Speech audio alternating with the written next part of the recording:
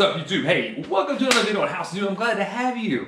I haven't talked to you guys in a long time, so I just wanted to give a shout out and say what's up to everybody, and also say Merry Christmas or Happy Holidays if you're not into the Christmas thing. But I just want to give you guys really quick an update on kind of what I've been doing in the car and what's been going on, what we're doing next, and then I'm going to go over where we're going to actually install a clutch cable today. So if you're here for a small how-to, we will be doing a clutch cable install, so that's kind of cool. Yeah, let's go over a few things in the car. All right, one of the things I get asked all the time on YouTube is about my LED lights. Believe it or not, it's those videos are hit up quite a bit. And if you remember, we've done LEDs in a lot of the car, not on the tail lights, but I've put LEDs here on the side markers. I've got LED headlights, and if you see the headlights here, they are the glass style housing, but they are actually rocking a LED headlight from JDM. In fact, it's got JDM bulbs pretty much all throughout through. It's got JDM bulbs in the headlights. We got side marker lights and kind of a full interior swap. So the interior and dash is all completely LED. So now that it's been a good solid year or so, I do want to show you guys really, you know, how they've been holding up. So to be perfectly honest, I've had zero issues with any of the bulbs. The only thing I had an issue with was one of the bulbs I don't think they even sell anymore that had up here in the dome light. It was too hot when the cover was on it. So I went in and put, you know, a different white LED in it, and it's plenty of light. You don't need it. It looked like a camera flash before, so it was just way too much. But the lights on the, let's look at this here. The lights on the interior, in my opinion, still rock. I mean, you can see how red they are. I've got LED bulbs. You can go back and watch my video on this if you haven't seen it before. And we did a full LED conversion. I took the LED, or the red diffusers off the dash and put red bulbs in it. You can see not one bulb is burned out. They've all been perfect ever since. And I've got them down there in the gauge pod as well, and also in my boost gauge. So the interior at night looks pretty rocking. Tail lights are 100% incandescent still. However, we did do, you know, the tail light upgrade. And when I was in there, I did clean the back of the housings and when we replaced the lens and then painted them new silver. So this right here, this side marker is I believe it is a red LED. It may be white. To be honest, I can't recall. But the side markers here are LED, and the side markers on the front are LED. And you can definitely tell. So those are one of their bigger amber ones. It is very, very bright. You can see this thing at night cast an orange or amber shadow across the ground. Headlights are awesome. The only thing, and I love the color of them too, by the way. They're really, really cool. I haven't touched the parking lights, and clearly they need to be touched. The car needs to be painted still. But the headlights, the only thing I really complain about is these lenses that I used for them have a weird diffusion. They're almost too soft, and they do have a cutoff line. You can see the cutoff line, you know, when you're out and you're driving it. It's got a decent cutoff line on it, but they're both kind of angle like this on both sides. So it's not a huge deal, but it is kind of soft. It's a real soft look. So it lights up the road nice, but it's nice and soft on the edges, and I'm not really a fan of that. I wish I could find some lenses that have more of a hard cutoff and really projects the LED bulb a little bit better. Okay, make our way underneath the hood of this car. Let's talk about any kind of issues I've experienced with the On3 turbo kit. To be perfectly honest, I've had very little to no issues at all with the On3 kit. The turbo itself has been great. As you guys know, if you watch back through, the coupler I've had issues with. The overall fitment of the kit was kind of a pain in the butt, and just getting this to fit up correctly with my intake was a little bit of pain, especially since we used the block-off plate, EGR block-off plate, which moved the throttle back. When I did that, if you guys watched the video on the On3 turbo kit install, you notice we had to create a custom throttle bracket that actually fit around my valve cover, since I ended up putting the dash 10 fittings on the top of the valve covers here, which got in the way of the throttle bracket. I had to customize the throttle bracket because of the placement of the breather tank, which we have over here. Now, while we're talking about the breather tank, I might as well just go ahead and mention that I am not a fan of the blow-by and how it does get into the cabin. Now, this is a baffled style breather tank. Both valve covers are vented straight to it, so it does no longer have any kind of a PCV valve system in it. This is the simplest way to go with a turbo setup, not having to work with check valves or anything like that. Now, however, when this engine is running, this is producing a little bit of blow-off gases, especially when I'm really getting on the throttle. And when the windows are down and I'm cruising it, I can smell it. It's going right through the fender, around the edges, maybe even through the cowl, and wrapping its way into the car. So future upgrades, what I do want to do is move this probably inside the fender well, which I can do. I'll have to extend these cables or extend these hoses out or get some extensions or even maybe fabricate some sort of a vent off the side here, which elbows into the fender well, and the breather cap goes in the fender well on the inside here.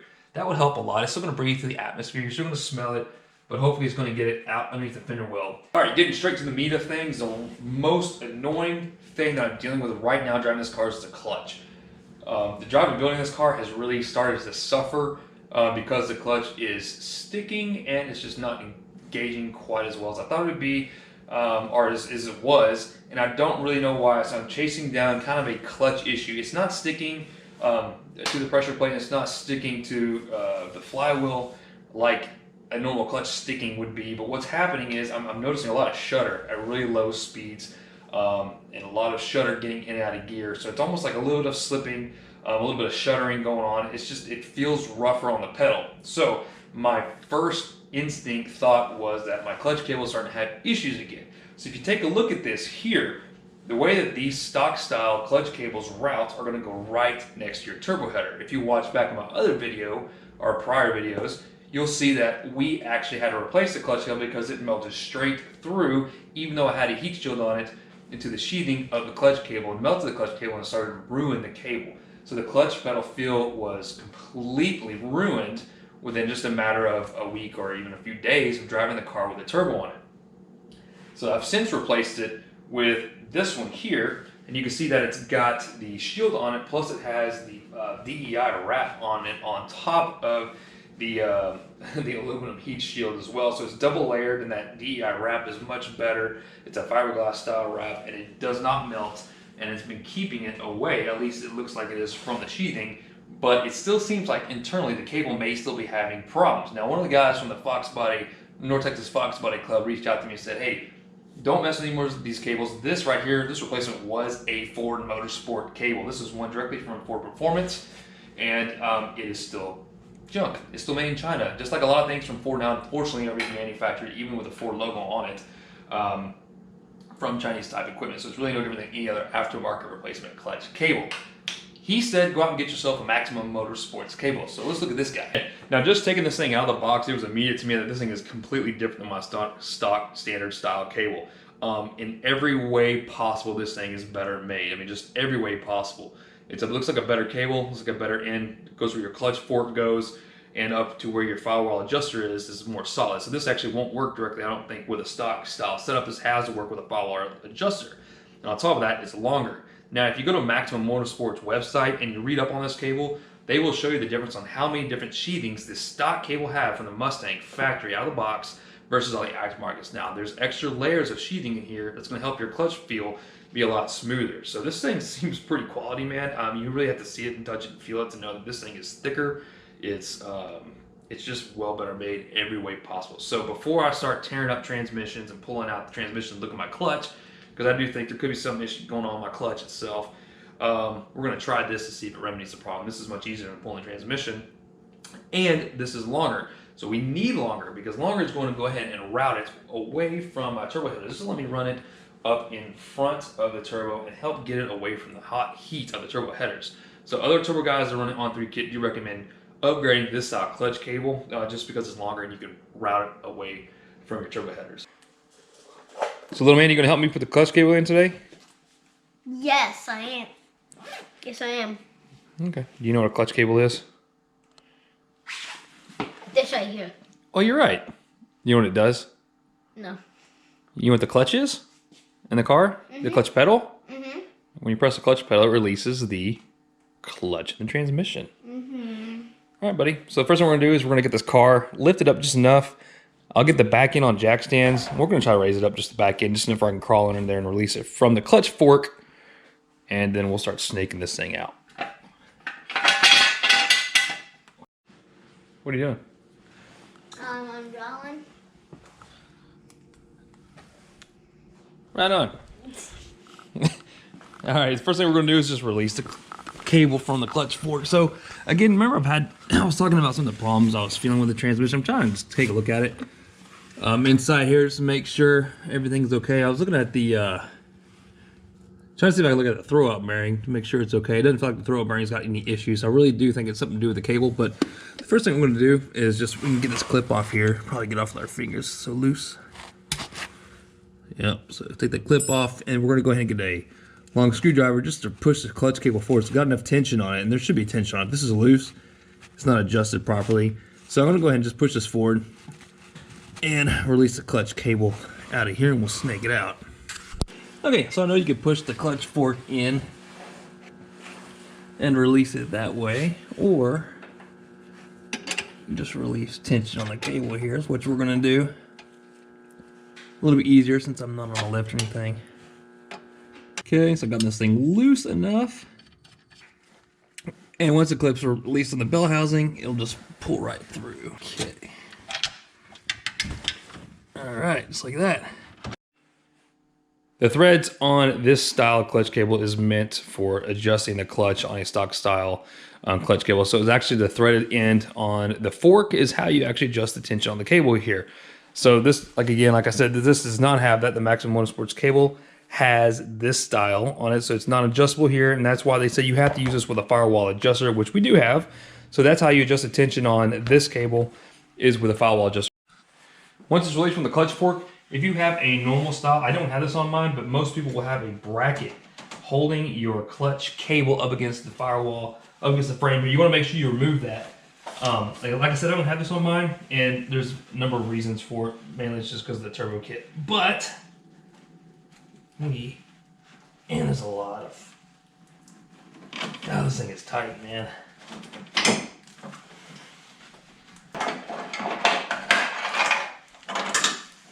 Okay, so now what I need to do is get inside the interior and release the clutch cable from the quadrant that is connected up to the clutch pedal. All right, listen, I'm not going to go through a detailed video on showing you how to release the cable from the quadrant. There is another YouTube video. I'll put a link up to it. And it is another guy's YouTube channel who does an excellent job on how to basically, how the quadrants work, how the cable hooks up to the quadrant. And the aluminum quadrant that's on mine is aftermarket, of course. The stock quadrants are plastic. They got gear on them, little teeth on them, so you can actually adjust the cables by pulling up on the clutch pedal. But basically, you've got a rod going from the clutch pedal over to the other side of your steering column where your quadrant's hooked up to. The quadrant's up here by the firewall, and it is right above to the left of the throttle cable, so it's not above the clutch. So don't be reaching up in there on this side because it's not going to be there. It's up and it's over, and it's an aluminum disc. So mine's of course been replaced because I do have the adjustable, but it's real simple. The cable just loops in it and locks in place. So once it's released, you pull the cable right out. So it doesn't actually retain, it's not screwed on. You don't have to get any tools under there. It just loops on, loops over. It's basically a notch that's into the quadrant, and it lets, once there's tension on it, it's not going to go anywhere. So I'm not going to show that on camera. It's just too many bad angles, man, but I'm going to go ahead and get this thing out right now. Man, to release the cable from the quadrant, just put your firewall adjuster all the way back to the, or put the, the back of the cable here all the way up against it, and then push the cable all the way in. See how it's got all the tension in? Push it all the way in where it stops. That's going to push the cable all the way up. Then you can easily reach your hand in and just kind of flip it up off the quadrant, and it'll come right out. So I found the easiest way to get this thing out without wrestling underneath the, the floorboard. Sometimes you can even just push this part all the way in, and this will just release itself, and you pull right out. So, and we'll see if there's any damage to this cable. Just feeling it though, it feels pretty good. You can hear a little bit of sound in it, but it's not binding. It feels actually pretty smooth. So, okay, so the link for me is a really good thing because it's gonna let me run it away from my turbo. So this is actually quite a bit longer. I'm surprised, which is good. Yeah, so it's gonna help me run it away from the turbo. You can see that it is significantly longer. If I had to guess here, I mean, you're talking about, I don't know, maybe 1.5 feet longer. So that's great, man. And just the way that it feels, let's see.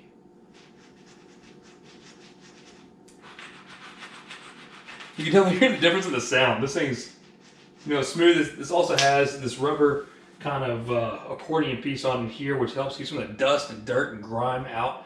You keep it smooth. I think that's super neat because this one did not have it. And this cable's only been on here for probably about, I don't know, 6 months or so. But yeah, it's still got good feel though. I don't think this cable's damaged, which is kind of a bummer. But it's very likely that what I did do is maybe misadjust this cable. So we'll have to get the new one in and maybe do a bit better job adjusting it. I never had any dragging. The clutch pedal always released, you know, so I don't know, it always felt good. It was never grabbing, never grinding. So yeah, we'll just get down there and see what happens. Tell you what I'm gonna do while I'm here. Let's go ahead and get this thing out. Kind of inspect the threads on it, find the right screw for it, and then we'll put some anti-seize on here. One thing you do want to do is on these threads here, put on anti-seize. It'll help you once there's tension on the cable to turn it. You can see right now that even I'm trying to screw it in a little bit, it's doing it, but it's pretty tight. So anyways, we'll correct it now while we can, while we got it all out. Okay guys, so this is the adjustable firewall adjuster you want to get for any Mustang. Even with a stock cable or the Maximum Motorsports cable, almost every Mustang I've ever seen in the world has had one of these put on it in place of the stock one. The stock one has the plastic adjustments. It's got the teeth on it. You know, it strips. It doesn't get the right adjustment. The teeth skip. There's not quite enough teeth for it to get a fine adjustment. And in this case, you can't run a quality cable without one of these. So this is how it adjusts tension on your cable. Simply put, this is adhered, or this is stationary on your firewall. And as you screw this out, that's going to increase tension on it because it's essentially making it. And as you screw it in, it makes the cable essentially shorter. So that's how you adjust it. Okay, now that I got anti-seize on here, we definitely have much more play in this thing, and it's doing a pretty good job of screwing it back in all the way it should. So that's good as we want. We're going to go ahead and put it all the way, not all the way in, but we'll put it as far in as we can, just like this. And you see how much play we have to push out on it, but the anti-seize is definitely a must. Helps keep binding and mauling up your threads. Okay, it was really easy, man. I just reached my hand in there, felt the cable, kind of felt it along the back of the quadrant, and then slid it right in place on the first notch. The first notch being the one farthest back. My quadrant's got two notches on it. It's got one kind of, you know, closest to the seat, and one a step before. I guess it's just two different ways. The one I had on it before was actually in the step before, like the first step. I guess we're gonna put on the second step, the one farthest back to the car now, and that's what it's on now. So that's another reason why I want to make sure that our adjuster is screwed all the way in. But now what we do is we got all this room here to adjust this thing out of the way of my turbo. So I'm going to sit here and not film this and kind of find the best way for me to get this thing around and away from my turbo headers, because the problem is we had it looping right here before, going right next to my turbo headers, getting really hot. So I'm hoping I can go kind of this way and behind it. So if we can get away from the turbo completely, that'd be sweet. The furthest away we can get from these guys would be obviously ideal. Okay, so we're gonna just get this guided through the hole like this,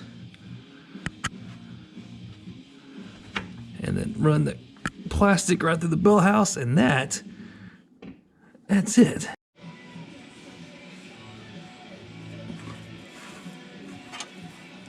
Okay. Just like that. It's back in the clutch fork. We're gonna go ahead and not forget our clip here.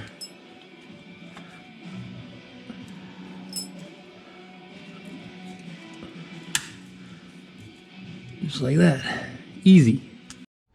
Okay, this is how I ended up routing it. I've got it in the same kind of spot, general spot where it was going before, but right now it's going much lower. And it's being tucked away from the headers a lot more. So I've gotten the DEI heat shield wrap all the way down through the header part there. So you can see it's basically from the back of the headers all the way up to the front. So the wrap is covering up as much of that cable as possible, and the rest of it's in this thermocool, or this thermal coolant, sleeve. So it's going to be quite, it's away. It's definitely further away from the header collector than it was before. And then right now I've got it just kind of looped, and this is where I had it on before. I've got it looped underneath the brake cable that's holding it in place. So, and to me, it's just a better routing. So what we're going to do now is adjust it. Let's look at the pedal feel we've got on it right now. It should be nothing really bad because of the adjuster. But it is actually not loose, so you've got, believe it or not, I've actually got clutch. But it is very loose. You can see this right here. Yeah, you don't want that. No floppiness. So we want to get rid of that by adjusting the adjuster now. So all I'm really looking to achieve right now is just 0 pedal play. And then we'll start from there, but it should be easier to adjust. Let's see here. So I've got about, oh geez. Oh, I've got a lot of bit of looseness here. We don't want this loose at all. We want the pedal to be tight. But you don't want to over tighten it. Last time, I swear I had it probably way too tight. There's a lot of tension on that cable, man. When you got that much tension on it, what's happening is the clutch fork doesn't release all the way, and your clutch will actually drag and never disengage completely. This kind of makes me wonder if I was doing that already. Okay, that's probably maybe 2-3 turns more. It's quite a bit more turns out.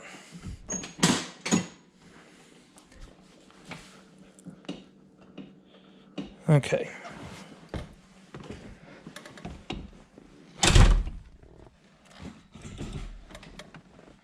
Oh my gosh, that is smooth.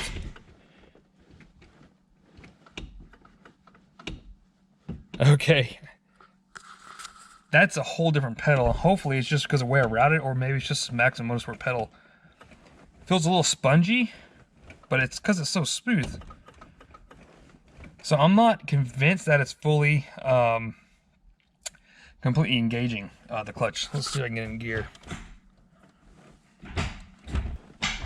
Okay, so what we're gonna do is start it and really watch the wheels spin. That's why I've got it up on jack stands in the back.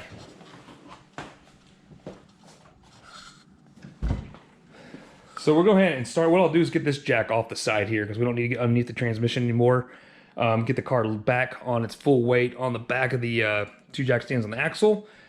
Open the garage up so I don't die here, but we'll go ahead and start it and watch clutch disengagement. Me personally, now guys, take this with a grain of salt. I've adjusted this thing. I've replaced clutch cables a number of times, and I've done this a few times.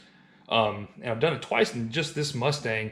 And I've never really had any problems up until recently. So I am going to do some reading. I'll make sure I am adjusting it correctly. But the way I've always done it is just, make sure that when the clutch is, starting to come out, you're starting to engage the wheels. I like to have it come out, as the clutch moves out about probably, I don't know, 3/4 of the way, or 1/4 of the way out, you start feeling that clutch engage and wheels start turning. So you don't want it, all the way to the floor. I want to make sure it's fully disengaged when I push the clutch in, but I want to also make sure that, when I'm disengaging the pedal, nothing happens till about 1/4 of the way out, and then you start seeing wheels turn there, and then when it's out fully, the clutch should be fully engaged.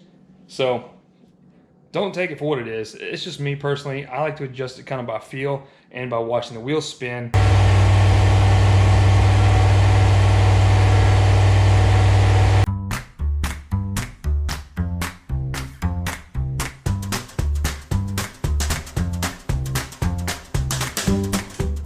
So the pedal was barely moving. I had to press the pedal all the way forward as hard as I could to keep it from spinning, which means it's still way too loose, so we're going to adjust it some more and try it again. Press the clutch in, it should slow down.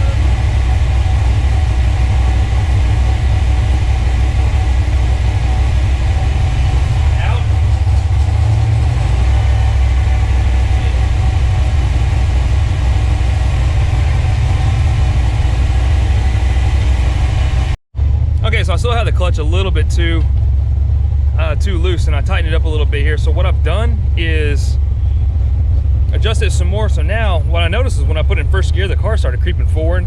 Now it's not. So now you'll see the car will start moving right about there. So that's about 3 inches out, maybe a little bit more. So I think it feels pretty good. We're gonna go for a test drive now.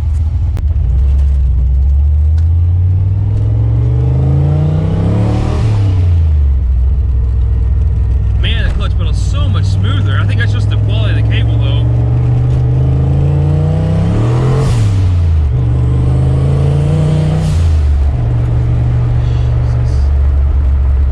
Man, it likes this cold air.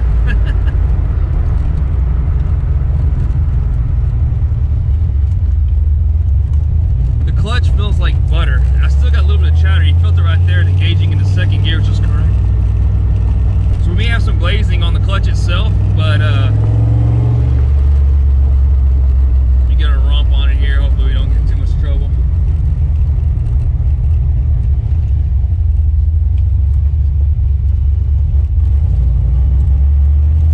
The engagement feels good.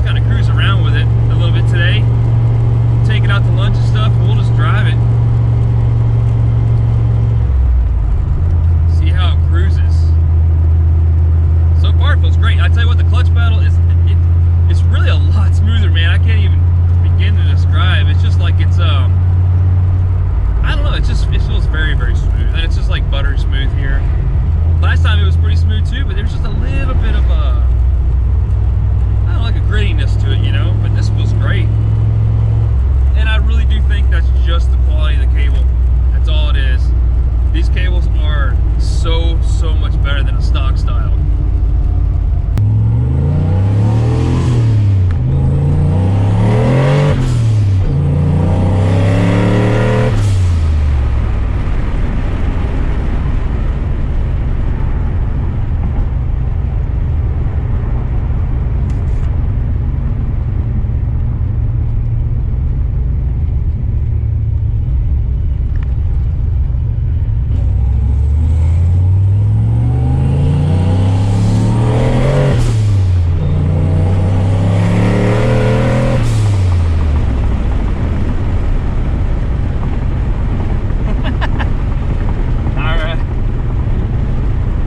Good, man. Okay, so that pretty much wraps it up. I do love the clutch pedal feel. I think it's a big improvement. The Maximum Motorsports cable is a lot better, and it's also peace of mind knowing that it's away from the header, it's not going to melt, and also have a much better clutch feel in general.